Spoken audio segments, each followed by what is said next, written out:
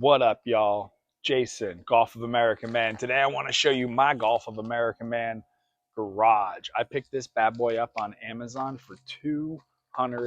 No, I lie. It's like 209 bucks, but basically $200, comes in a couple different colors. And man, I'll tell you what, if you need a quick shade solution or to get something out of the weather, this is your guy right here. Let's go check it out. AC, but the carport's mine. Got a pop-up garage and a folding chair shrine. Landlord owns the walls, but I own that shade where the oil gets changed and the deals get made. You can keep the thermostat, keep your lease online, but buddy, that carport's mine. I needed a way that I could kind of weather it in on the cheap and something that wasn't permanent, something I could pick up and move. So I started looking at these tents online and ended up on Amazon and eBay. They both have about the same. Most of them are about 12 to 20 feet, so 12 feet wide by 20 feet long. And you have a lot more options with that size. This is a 10 by 20, and I would say it is a good size for most cars that aren't an SUV or a truck, or for doing something like I'm doing. And I kind of did like a split floor plan here. I got my motorcycle and sort of that stuff on this side. And then I got a workbench. And then back on that side, I store my bikes and stuff like that. Keeps everything out of the rain, even in a nice, hard rainstorm.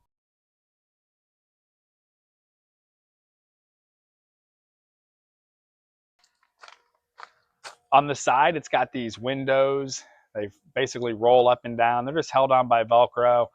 Personally, I'd like to see a zipper on that, but hey, for 209 bucks, what else could you ask for? The front right here, it's got clips that hold it up just like the windows do, but you do get a zipper. Front and the back have that same zipper, so you could make the whole thing a pull-through carport if you'd like. It's really nice to open it up and vent it out on those hot summer days. For my ventilation, I just open up the windows and I run a little floor fan like that aimed up, and it's actually not that bad. For flooring, where the motorcycle is, I just have a couple boards of lumber laid down. This is some thinner sort of 3/8, something like that, and this is a fatter board that's almost an inch thick. We're actually rigged up some tie down points so I can safely jack up my bike. I can even come out at nighttime. I got a little light switch here, just a little simple Christmas light extension cord, and that turns on my garden lights, which actually light the place up pretty nice.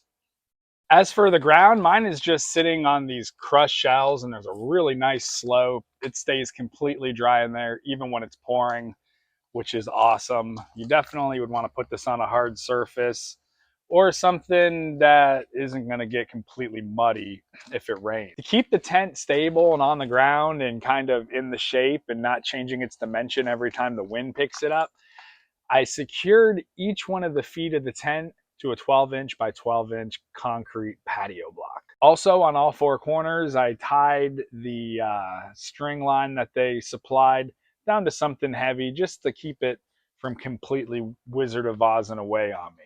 But fingers crossed, even in the rain, we haven't had a catastrophic event yet. In the event of a crazy ace storm, I'll probably just move the stuff, the little things that are in here, into my storage unit that's inland a little bit. And then I'll just take all this plastic off the top, and I'm sure this metal tent part can thrash around and will be fine.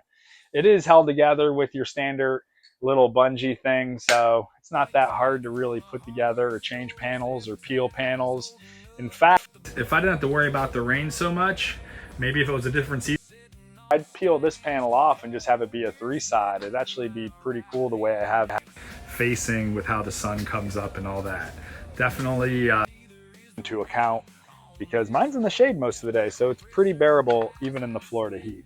It is very tall and it has a very nice slope. Like, nothing's really gonna get stuck on this, even leaves and small branches. I set the whole thing up completely by myself in about 2 hours, including mounting it to the blocks. The material is not the strongest though. You can see right here, it's already cut through where it's chafed on one of my little center blocks that's anchoring it.